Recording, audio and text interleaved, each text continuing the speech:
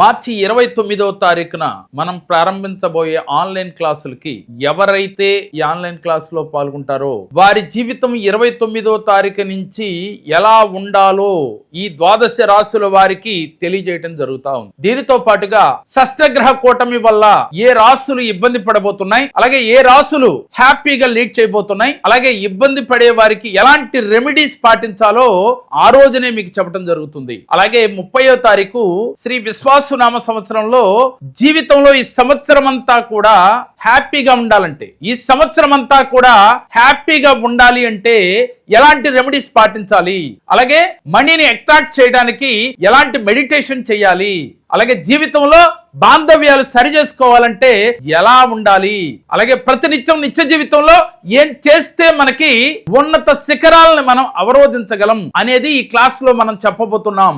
ఎవరికైతే ఇంట్రెస్ట్ ఉంటుందో స్క్రీన్ పైన స్క్రోల్ అవుతున్న నెంబర్లకు కాల్ చేసి రిజిస్ట్రేషన్ చేయించుకోండి.